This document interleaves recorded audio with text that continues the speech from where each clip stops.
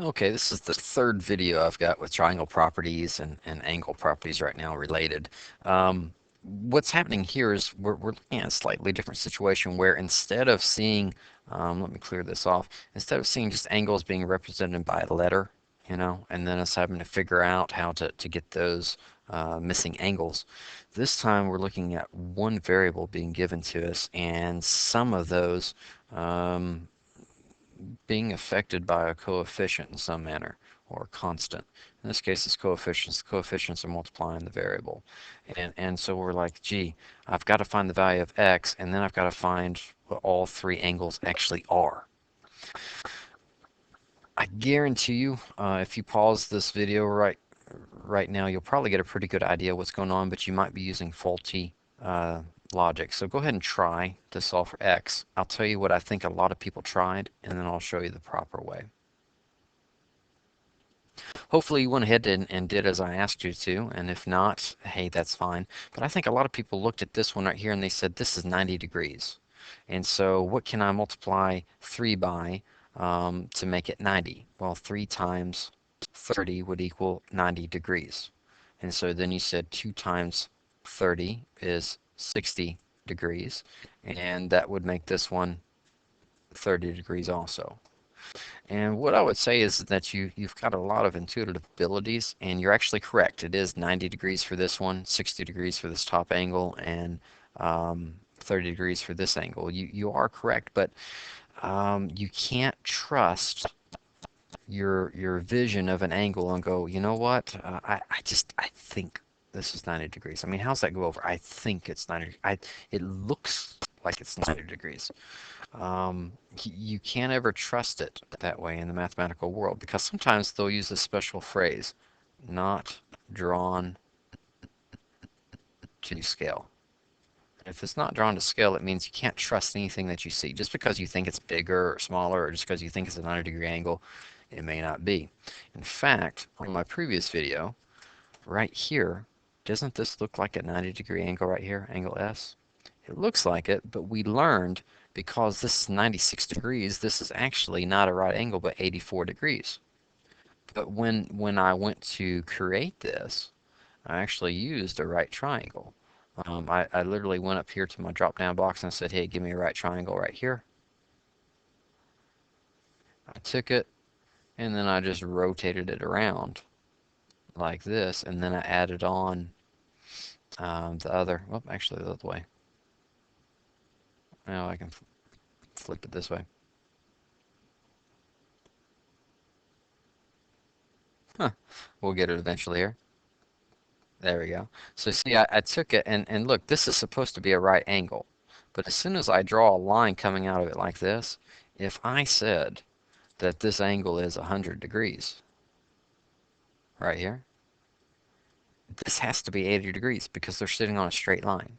It looks like it's 90 degrees. It actually is 90 degrees, but I would say it's not drawn to scale. And so if I told you this angle right here was 100, you would have no truth. No, you would have no choice but to say that this one is 80 degrees because of that relationship of sitting on a straight line. And so when you come here and you look at this and say it's 90 degrees, that's not good enough. And that's a very long and lengthy explanation, but I want to explain why you can't just look at it and go, oh, it's a 90-degree angle, so I'll base it on that. This is what you can do. This angle right here, plus this angle right here, plus this angle right here, all add up to be 180 degrees because they're in a triangle. And we learned about that rule a couple of videos ago. So x plus 2x plus 3x should equal 180 degrees. And this is where usually people will go, oh, wow, I didn't see it. It kind of makes sense, but I didn't see it right away. 1x plus 2x is 3x, right? And then 3x plus 3x is 6x. So add these two together to combine those terms. And so 6x equals 180. Um, and now we can divide by 6, and that frees up our x. So x equals 30. So the x equals 30, so this is 30 degrees. The x equals 30, so 3 times 30 makes this 90 degrees, and 2 times 30 makes this 60 degrees. So you're very, very close. I'm not saying to doubt yourself, but just please be careful to not just jump in and say, oh, looks like a right angle, so it is a right angle. There's other ways that you can go improve it, and you need to be aware of it, because sometimes you'll be set up for this right here. Okay. Now, how about you go try these two, and then we'll see how you did. All right. Remember, all three angles should add up to be 180 degrees. And you might have been struggling, like going, well, I know I could put the 9x plus the 5x here, but what do I do with this? Well, because we're adding it, here's what's about to happen.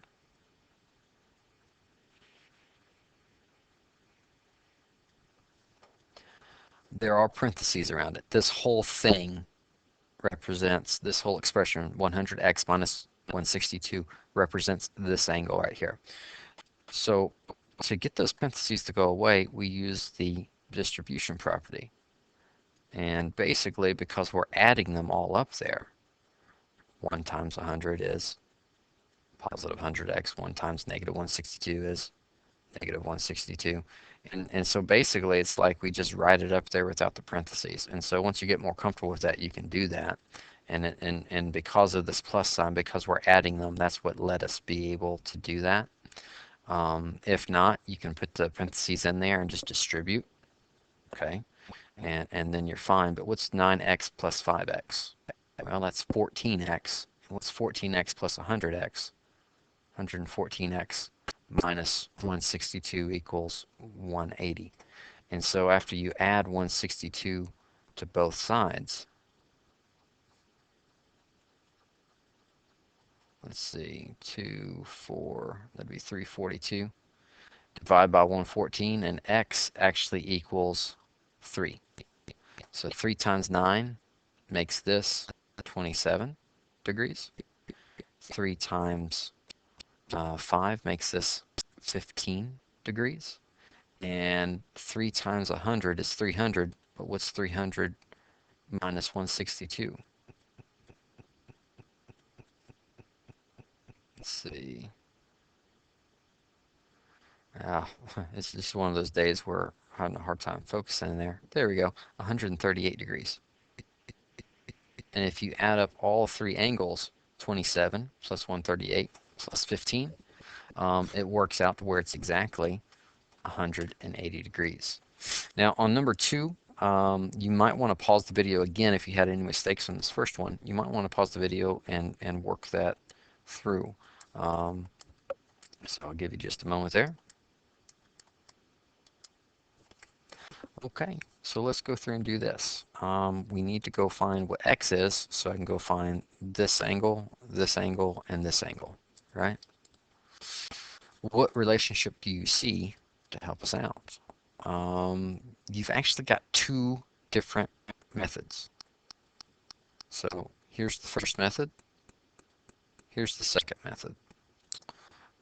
Do you see right here that this is 110 degrees and this is 7x? So you could say 7x plus 110 equals 180.